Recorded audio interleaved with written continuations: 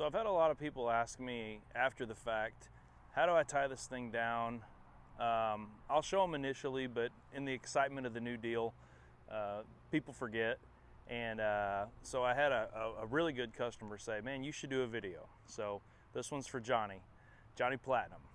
What we're going to talk about is proper loading and load leveling techniques, when to cross your chains, different load securement approaches, organizing chains and binders, and just regular general trailer checks and maintenance. There's a few different instances where I've hauled a few different pieces of equipment, so it'll be broken up in a few parts, but it should be pretty useful. It should be pretty quick. I'm not known for long, drawn-out videos. Real quick, essential items.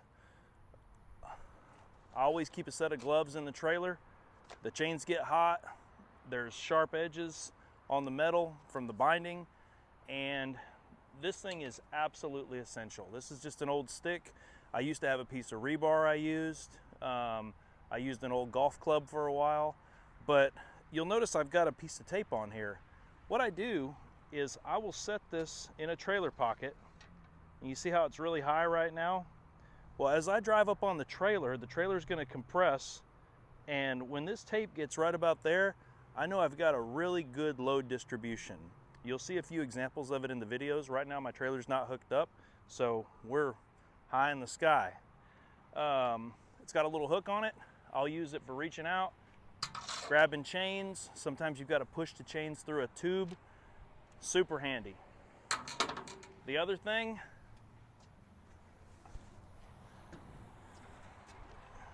I like to keep my chains color-coded. So a lot of my chains I've cut in half. You'll see I've got green, white, blue, orange. So when I grab these chains, they might be different lengths.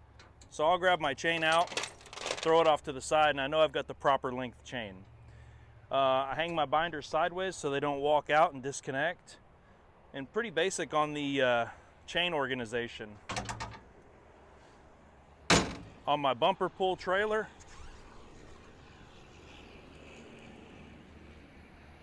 it's the same thing. I've got my chains in a 5-gallon bucket.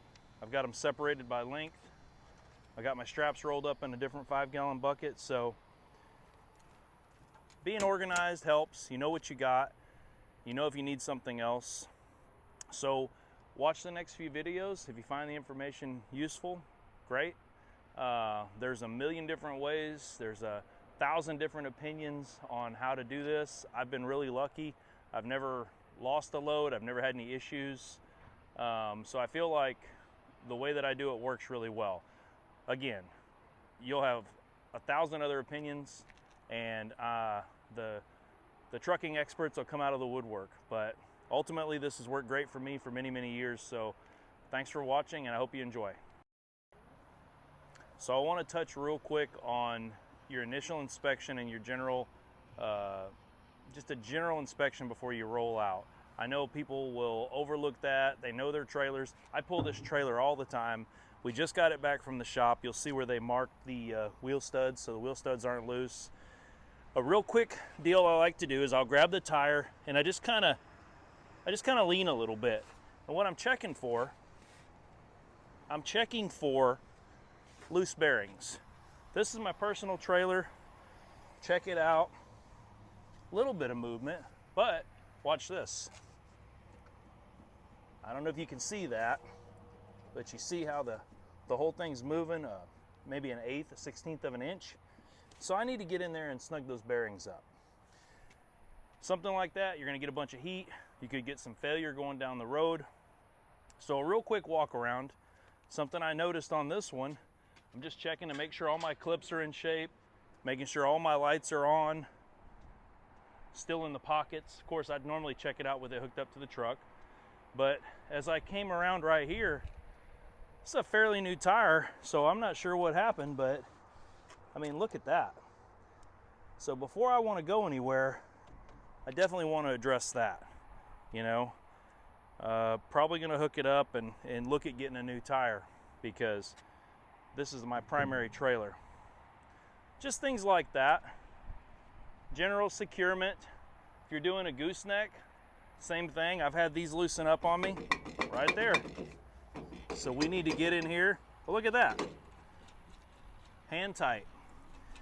So I know now I need to get over here and I need to tighten this neck up just a little bit. Real quick walk around. It would have been real easy to jump in the truck and move out, but now I've got a few things I need to address on this trailer before I put a 10, 12, 14,000 pounds piece of equipment on it. So real quick walk around, that should be the very first thing. And again, thanks for watching. I hope this helps. So I'm in the cab now. I just loaded it up and I can see the tape, but we'll zoom in so you can see it. It's just above the edge of the marker, so I know my trailer is about 1.5 inches down. Good weight distribution, and I know it's going to ride great. So I'm actually going to have to change this up because where it's falling, it's putting a lot of stress on the boomer, and as it pulls down, it's going to mess up my boomer. So we're just going to flip sides, and we're going to hook the chain in here and the load binder down there. Much better. We've got it reversed, and if you can, try to put your hooks inside the frame rails. Everything's nice and tight. Same thing here on the back. So there we go, tied down. And remember, you don't want to pull down, you want to pull in and out. Your load shifts side to side, and if you slam on your brakes, it's going to want to shift forward. Not so much down force. If your trailer bows or flexes, if I had it to do over again, I might have went with a little bit longer chains in the front just to avoid that contact on the bucket altogether. But for what I'm doing and where I'm going, this is going to be just fine. And hopefully this one helps. The excavator will be next. That one's a little bit more complicated. So I'm about to load this machine without a bucket. Because it doesn't have a bucket, it's going to be very, very light in the front end. So I'm going to want to back it on the trailer. Now I'm going to be doing it by myself. So one of my tricks is I'll take a long chain like this and I'll lay it out, you know, in a straight line, and it'll give me some guidance for getting up on the trailer.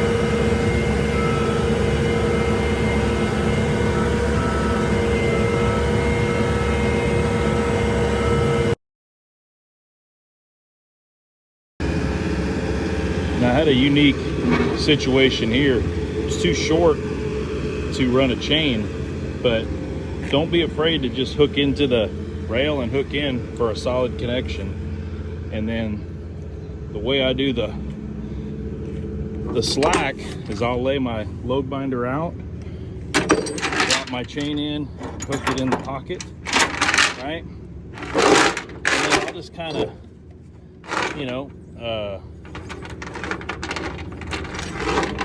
do like a loose connection there, and then I'll take my chain, see it's kind of laying there, I'll take my chain and I'll take up all my slack, so I can go a little bit looser here. There's too much to hook back in. It's just about taking up that slack and using up as much chain so you don't have a bunch of excess. So right here, by not having the hook, we were able to go through the hole, which the hook would not have fit. We used up the excess chain, and we also used up excess chain by crossing it. Crossing it will keep that side-to-side movement from happening as much, but at the same time, it's going to use up a bunch of chain. And in this situation, the chain would have come in contact with the tire. You don't want that. So typically front back is fine, but if you can cross it, great. Again, 3 links is the minimum, but a little extra, and then you don't have a big wad of chain here all tied up.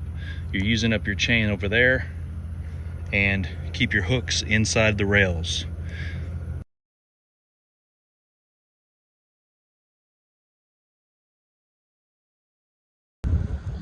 So we finally got an excavator. We've done a telehandler, we've done a track loader, picking up excavator this morning, and I get to show the one long chain technique. So you know about the load binding, we want to secure it opposing directions because your load's going to shift like this. I only got one long chain and then 2 short ones, so I'm going to do that one first on the back end.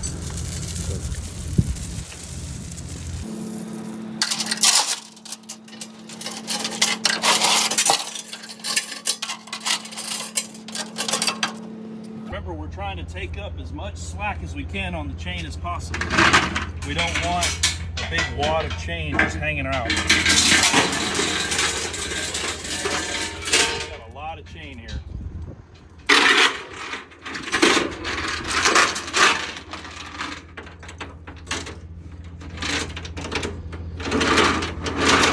So I'm going to go back through it.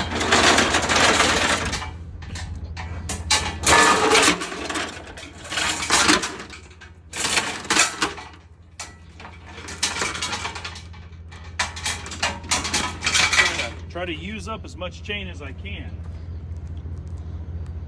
Last thing we want to see is a big old wrap with just this big wad of chain that can come loose.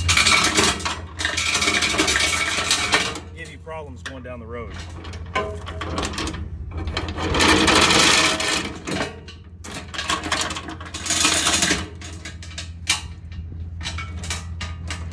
So look at that. That long chain, we'll put our binders in, tie it real tight. On the front side, everybody's tempted to take one chain and hook into that center loop there.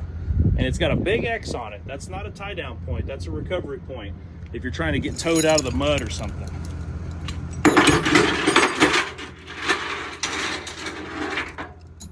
You want to use your tie down points.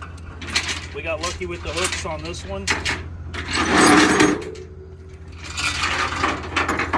I don't really like these big hooks, so I'm gonna come in like this. Remember, we want to keep our load binders inside the frame rails.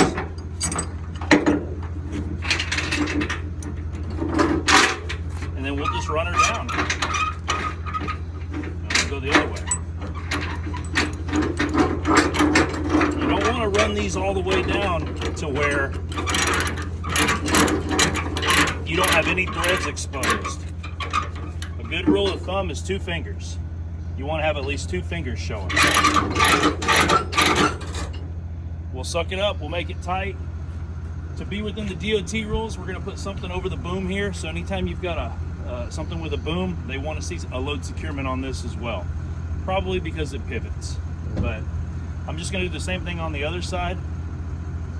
And that's an excavator. Thanks. Hey guys, thanks for checking out my video. If you like that kind of content, be sure to subscribe. I don't put out a lot of videos, but when I do, I try to make sure they're quality. I try to make them as short as possible. This one was a little drawn out, so depending on the platform, it'll be broken up into different parts. Again, I appreciate the comments. Keep the hate to a minimum, and we'll look for the next one.